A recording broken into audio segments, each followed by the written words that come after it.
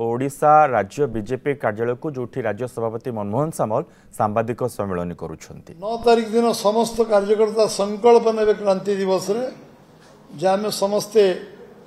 140 कोटी देशवासी देशर एकता अखंडता बजाय रखा सहित देशमातृ सेवा करवा और देशमातृ जागरण सृष्टि करवा आम कष्टलब्ध स्वाधीनता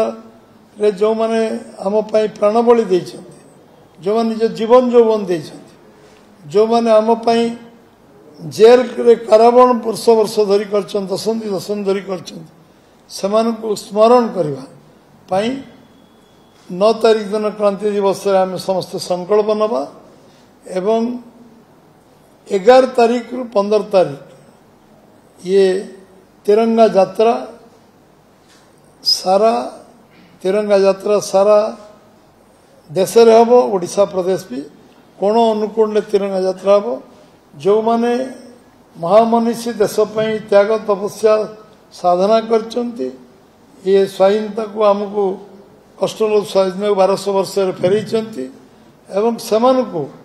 सम्मान जणेबा और देश को संगठित करवा से ये कार्यक्रम 11 रु 15 तिरंगा यात्रा हम जड़े जे देश स्वाधीनता संग्रामी हूँ जो अंचल जो विधानसभा जो जिले रे जो प्रमुख व्यक्ति विशेष अच्छा जो मानकर बलिदान जो माने शहीद होती जो माने आम विभिन्न युद्ध लड़ी की देश मातृका रक्षा करछन्ति से चीन आक्रमण समय हो पाकिस्तान आक्रमण समय हो एवं कारगिल युद्ध हो विभिन्न समय जो माने आम देश जीवन देइछन्ति तांको से साइकिल यात्रा हो पदयात्रा हो एवं मोटरसाइकिल यात्रा हो शोभायात्रा हो ये सबू शोभायात्रा तांको उद्देश्य बाहर से तिरंगा शोभायात्रा गोटे डेस्टिनेशन पहुँचो एवं आमे 11 रु 15 पर्यंत स्वच्छता अभियान से कार्यक्रम भी जो हम जो महापुरुष प्रतिमूर्ति अच्छी एवं सेमानकु सेठी स्वच्छता अभियान कार्यक्रम करा जिवो एवं सेठी पुष्पमाल्य मध्य अर्पण करा जिवो एवं ये कार्यक्रम मध्य महापुरुष मानक प्रति सम्मान प्रदर्शन करा जिवो एभली एक कार्यक्रम निया 13 तारिख रु 15 तारिख हर घर तिरंगा समस्त घर ऊपर गोटे तिरंगा झंडा उड़ीबो एवं एथिपाई पूरा समाज एकजुट हम समस्त घरे पताका उड़िया पोस्ट केंद्र सरकार पोस्ट ऑफिस माध्यम पताका वितरण करिवार व्यवस्था करचंती विभिन्न सामाजिक संगठन आकु आसिक कार्यक्रम को हाथ को नहीं एवं मु मध्य आवेदन करी गाँ गाँव जो माने दुकानी व्यवसाय कर व्यापक संख्या जातीय पताका उपलब्ध करांतु लोक समस्ते चाहते गोटे पताका घर पर उड़ेबे आम आम विभिन्न संस्था विभिन्न अनुष्ठान विभिन्न जरिया एवं राज्य सरकार को मध्य आवेदन करछु राज्य सरकार मध्य आमको जातीय पताका आम तिरंगा झंडा जोगई देबे एवं तादेरे सबु जगार सबु लोक घर ऊपर गोटे तिरंगा पताका प्रमुख जगह मानकर ये कथा हो पारिबो एवं 13 रु 15 कार्यक्रम एभली गोटे घर रही जो घरे पताका उड़ो जाति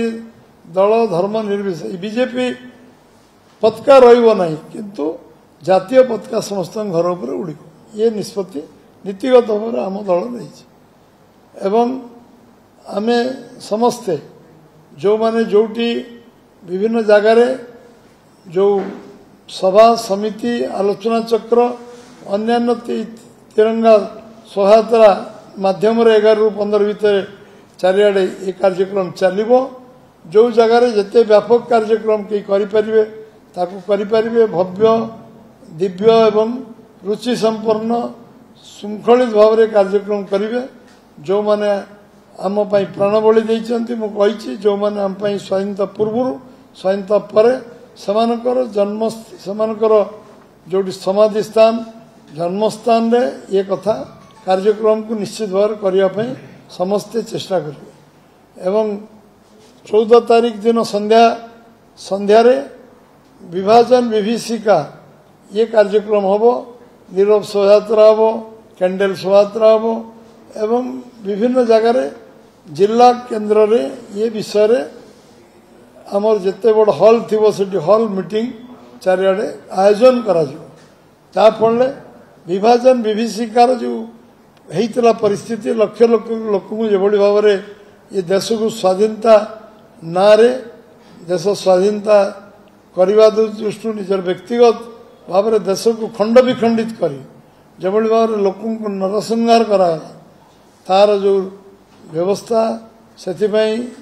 आम एग्जिबिशन करूँ आलोचना चक्र करूँ हल मीटिंग करूँ एवं नीरव शोभायात्रा करूँ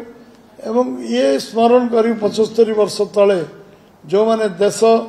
को विभाजन कले गोटे भूल निष्पत्ति नहीं साधारण लोक जो माने देश विभाजन कारण जो विभाजन विभीषिका घटी से